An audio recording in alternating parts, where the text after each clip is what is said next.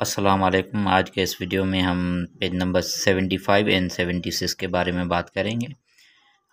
पिछले लेक्चर में हमने क्लोरोफिल के बारे में बात की थी और आज हम बात करेंगे फ़ोटो सिस्टम के बारे में।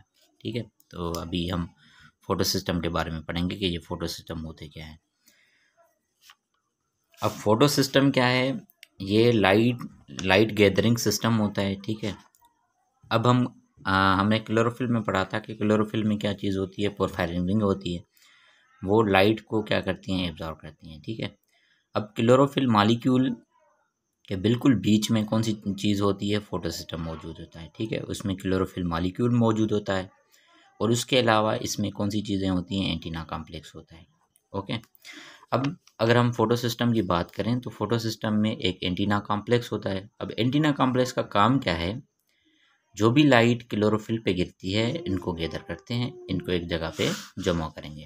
ठीक है, अब एंटीना कॉम्प्लेक्स में कौन सी चीज़ें मौजूद होती हैं? Thousands of chlorophyll A, chlorophyll B and carotenoids pigments मौजूद होती हैं। ठीक है, अब ये हंड्रेड्स में मौजूद होंगे, क्लोरोफिल ए, बी एंड केराटिनॉइड्स। ठीक है, हमने इन तीन चीज़ों के बारे में पढ़ा है। क्लोरोफिल ए, बी क्या होते हैं एंड केराटिनॉइड पिगमेंट्स कौन सी पिगमेंट्स होती हैं। ठीक है, हमने इनके बारे में ऑलरेडी प्रीवियस क्लास में पढ़ा था। ठीक है, अब कौन सी चीज़ आ जाती है? Reaction centre. फोटो सिस्टम के बिल्कुल सेंटर में, ठीक है, located in the centre of chlorophyll कौन सी चीज़ मौजूद होती है? रिएक्शन सेंटर मौजूद होता है।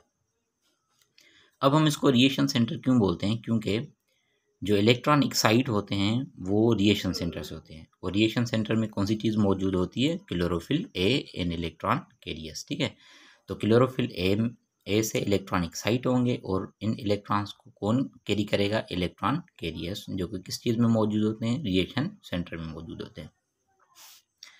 अगर हम फोटो सिस्टम की बात करें तो फोटो सिस्टम के दो टाइप्स होते हैं, photo system 2 and photo system 1। अब फोटो सिस्टम 2 की बात करें तो फोटो सिस्टम के बीच में रिएक्शन सेंटर में क्या लिखा होता है? P680 एंड फोटो सिस्टम 1 के रिएक्शन सेंटर में क्या लिखा होता है? P700। ठीक है, तो P सिंपली किस चीज़ को डिनोट करेगी? पिगमेंट को। अब ये 680 और 700 क्या है? ये 680 एंड 700 ये क्या है? नैनोमीटर। ये एब्जॉर्प्शन पीक है। ठीक है, किसकी? क्लोरोफिल ए मॉलिक्यूल्स की।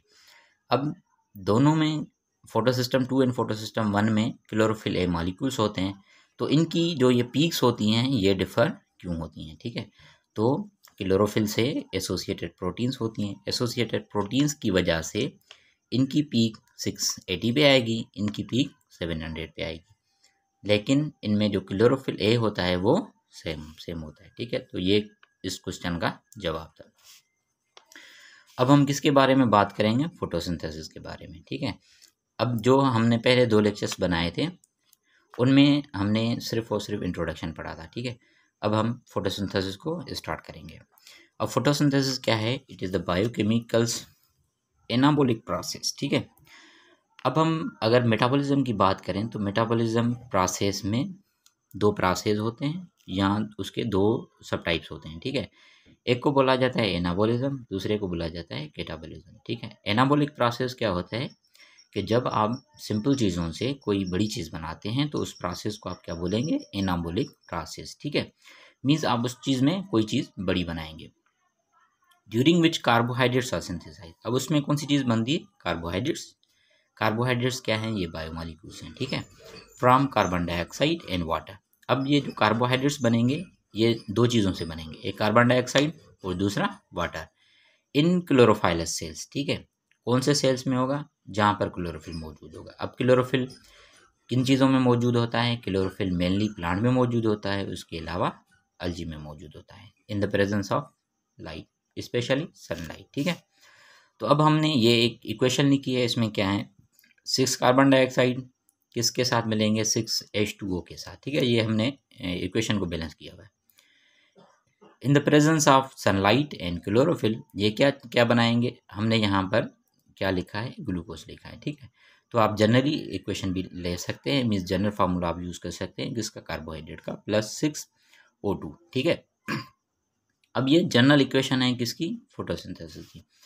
अब हम इसमें देखेंगे role of carbon dioxide and role of H2O। ठीक है, अब कार्बन डाइऑक्साइड हमें पता है कि जो कार्बन डाइऑक्साइड है ये कार्बोहाइड्रेट्स में कार्बन प्रोवाइड करता है, ठीक है। और H2O क्या प्रोवाइड करता है, हाइड्रोजन प्रोवाइड करता है। अब इन दोनों का तो हमें पता चल गया।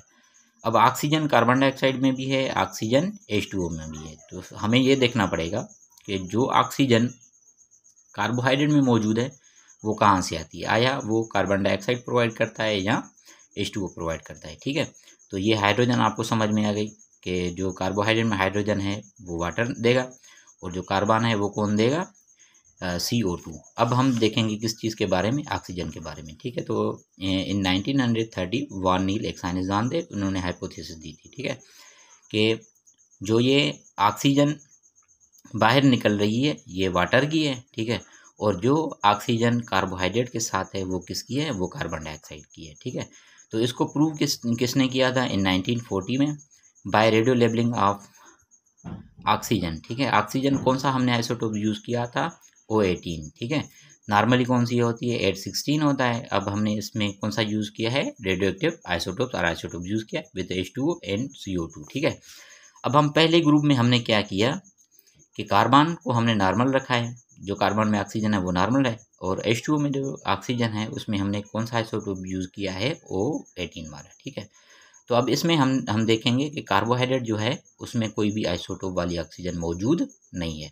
मीन्स इसका कहना ये है कि जो H2O में ऑक्सीजन है वो हमें बाई प्रोडक्ट में मिल जाएगी, लेकिन कार्बोहाइड्रेट में मौजूद नहीं होगी, ठीक है। तो अब जो दो ग्रुप 2 प्लांट्स हैं उसमें हमने कार्बन डाइऑक्साइड जो ऑक्सीजन रखी है वो क्या है, वो आइसोटोप है, ठीक है। तो फिर हमने H2O को क्या रखा है, नॉर्मल रखा है। तो अब हम देखेंगे कि इसमें जो हमने कार्बोहाइड्रेट मिला है उसमें जो ऑक्सीजन 18 वाला है वो किस में आ जाएगा, वो कार्बोहाइड्रेट में आ जाएगा। इससे ये साफ जाहिर होगा कि जो ऑक्सीजन कार्बोहाइड्रेट में मौजूद है वो कौन प्रोवाइड करेगा, वो कार्बन डाइऑक्साइड प्रोवाइड करेगी, ठीक है। और जो O2 रिलीज़ हो जाएगा वो किसका होगा, वो H2O का होगा, ठीक है। तो अब हम नेक्स्ट क्लास में पढ़ेंगे फोटोसिंथेसिस लाइट रिएक्शन के बारे में। इस चैनल को सब्सक्राइब करना मत भूलिएगा, इसको लाइक करें, अपने दोस्तों के साथ शेयर करें। थैंक यू, अल्लाह हाफ़िज़।